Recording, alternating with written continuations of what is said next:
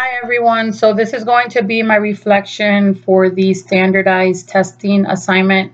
I am going to read off my notes just because it's too much for me to remember. The three types of tests that I selected was the screening, which is the Mullen scale of early learning from birth to 68 months. The type is intellectual, the development, assessment, cognitive functioning. The second one was diagnostic, which was the MacArthur scale of children's abilities.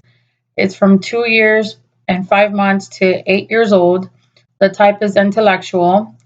It identifies and diagnoses delay in cognitive and non cognitive areas through the subtests, identifying learning problems.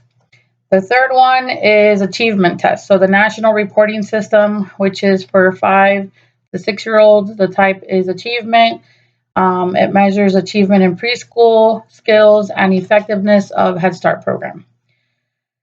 Okay, so to explain the reliability and validity of these tests. So both the screening and diagnostic testing measure intellectual development. And I didn't know that both of them did that. And their validity might be predictive, and their reliability is low. On the other hand, the achievement test, which is the National Reporting System test, has a high validity rate because it's developed with a representation of materials intended for that specific age group, and it does include adequate sampling of those groups of kids. How did I connect my ideas and information presented, or the ideas and the information presented? Honestly, I didn't have much experience with standardized testing except for probably the SATs when I was in high school.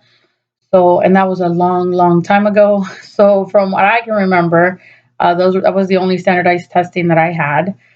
However, our previous assignment, which is assessment of infant and toddlers, I interviewed two teachers, and both of those teachers told me that they use the diagnostic testing to assess their students in class. They use it as an informal assessment tool to identify the needs of the learners initially, and then use the results to instruct or assist them in instructing or developing curriculum to help those students with their shortfalls. They also use the results to monitor the learner's gains or how much they've learned since. That's a little confusing just because you know our chapter does tell us that those diagnostic tests are not very reliable, and don't have a lot of validity, but a lot of the assessments or informal assessments used in early childhood are diagnostic assessments. So that kind of threw me off. To extend my knowledge, what I learned from this module was that there's a large amount of assessments and standardized testing that I had no idea existed. Um, so many that have been designed for children's development, which I think is great. It's great that we have all these different tests.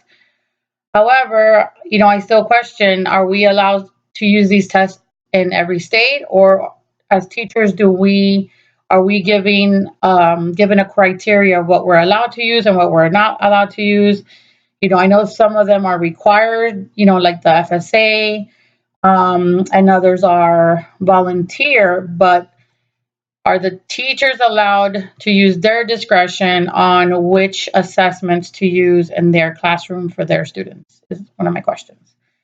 Another challenge. So what's confusing? That's part of that one is confusing, but also if some of these types of standardized tests or assessments do not have much validity or reliability, then why are we still administering these tests?